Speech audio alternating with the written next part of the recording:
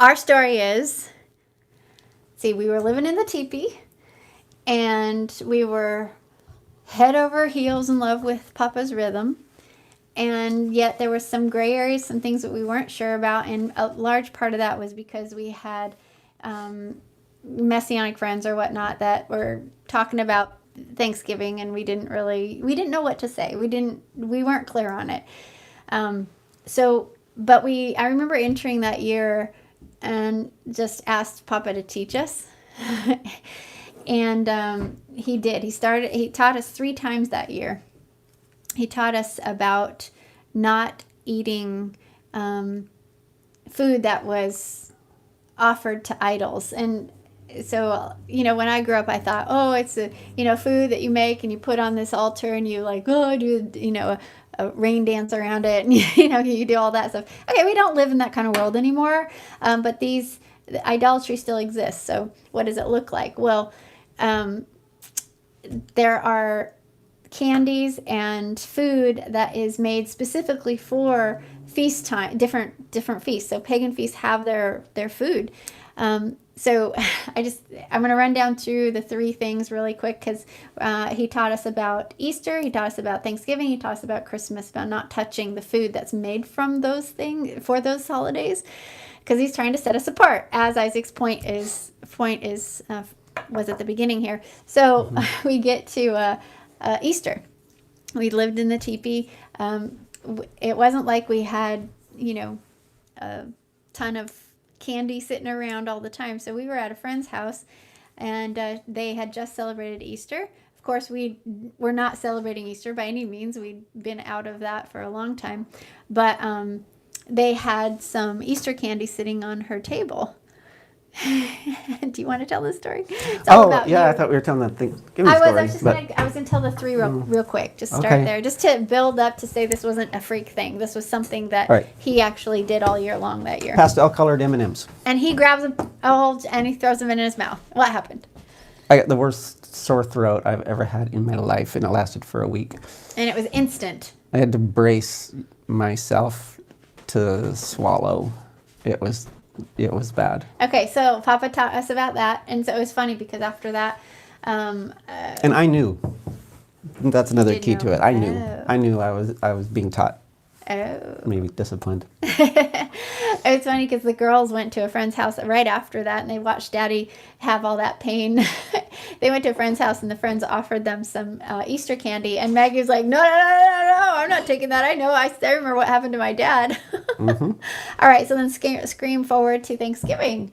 So on Thanksgiving, I had actually, we had decided not to celebrate it. It was the first year, and we had decided not to, but I had this condition that I kind of made with Papa, and I said, well, we don't have anywhere to go anyway. No one has invited us. Our family had pretty much given up on us at that point. And I said, if you send me somebody who invites, then okay, I'll go. So I'm in a parking lot at, I don't know, Super One or something. I don't know where it was. And somebody calls to me, and I was like, it was the day before Thanksgiving.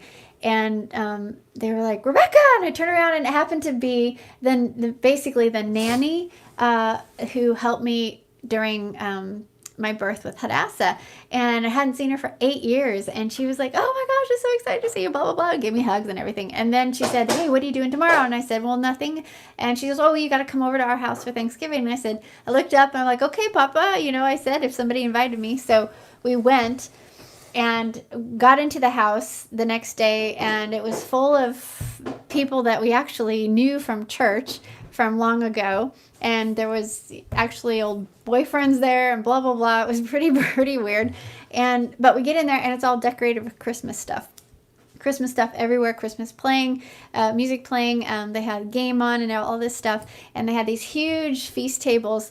And so finally, when it came time to eat, we're sitting down at the end of the table, our family, and there's probably, 30, 40 people there. And Hadassah's totally fine. When we got there, she was totally fine. Everybody was happy. Everybody was healthy.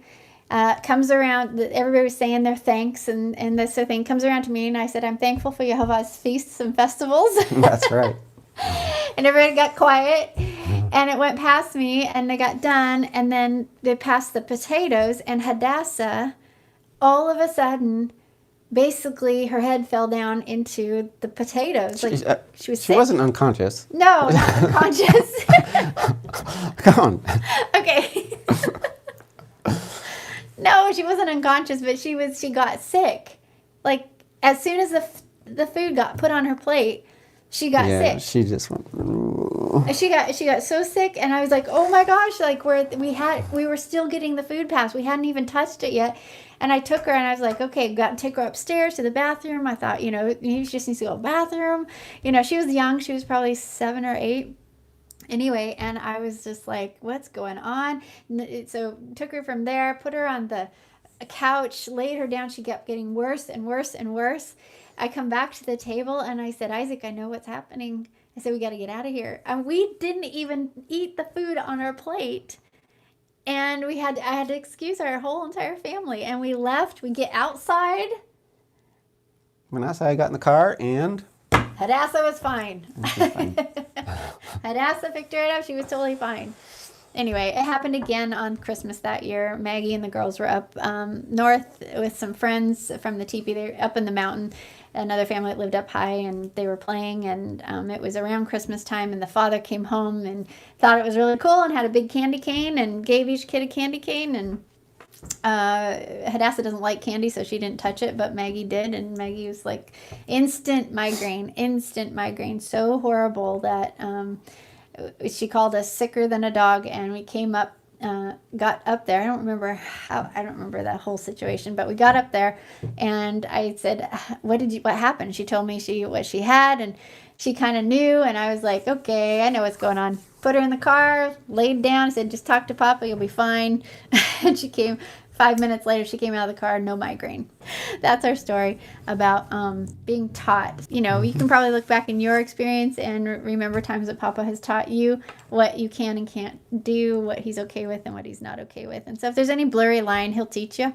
But we just wanted to share our thoughts on why we don't celebrate Thanksgiving, because we've had a lot of people ask us why. And so we're pretty adamant against it in our own family. So today's just a work day. It's no big deal.